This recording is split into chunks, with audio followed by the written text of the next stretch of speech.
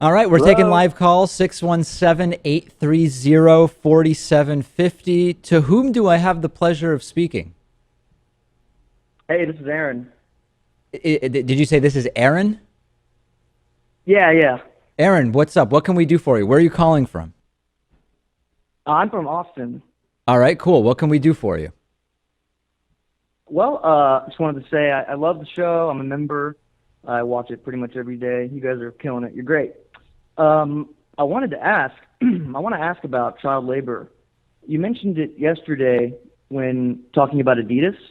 You seem to be very much in favor of completely, I guess, effectively moving child labor jobs back to the West via automation or just removing children from working at all. I was hoping you could expand a bit on that. I don't know exactly how I feel on this issue. I'm certainly not in favor of child labor, nor do I think we should aspire to use children for manufacturing. But I can't help but wonder about the alternatives for these children in these positions.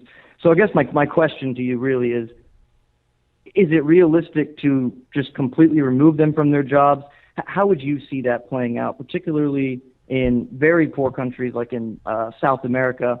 I know you were talking about China. Maybe it's different in different countries, but my final point is that I guess they aren't working because someone is forcing them to.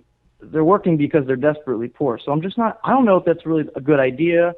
Anyway, I'd like to hear some more thoughts on that. Yeah, well, so I mean, I think it's a complicated issue. The talk about the child labor when we were talking about Adidas was sort of tongue in cheek in a sense. I mean, I don't even know for sure that Adidas is a specific company that is involved in those practices, or if they were, I'm sure that they would say, hey, listen, these are contractors in Asia. We're not actually endorsing or hiring any of these individuals. But yeah, you make a good point, which is that even though it's a pretty bad living, this is still providing some money for people in these different countries. And this really gets sort of to what economist Richard Wolff talks about, which is if we focus on the micro, which is automation is going to take away very low paying jobs from Asia, and that's going to be bad for people there, then we have a sort of broader systemic problem we need to look at. And whether that, and that's a problem of inequality, whether we need to look at a basic income, whether we need to look at a real human rights convention or other means forward. Automation is not the problem, and it is also not going to be the solution to all of the problems that we have. I hope that makes sense. Yeah, definitely. That's awesome. Thanks. All right, thanks for the call. Warby Parker is offering a free 5-day home try-on to give you the opportunity to check out their glasses. I personally wear Warby Parker glasses when I'm not wearing my contact lenses, and I also started with one of these free at-home try-ons of 5 pairs of glasses. You can get your free home try-on and support the David Pakman Show at warbyparkertrial.com/TDPS.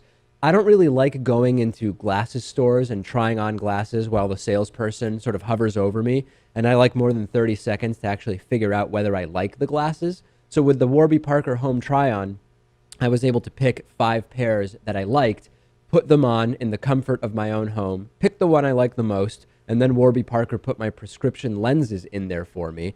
A lot of people don't know that the eyeglass industry is controlled by just a few big corporations that keep prices very high, like $300 for prescription glasses high, which is just insane. Warby Parker glasses start at $95. That's what mine cost. And for every pair of glasses sold, Warby Parker distributes a pair of glasses to someone in need.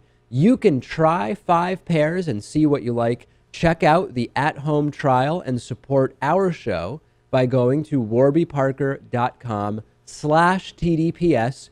It costs nothing.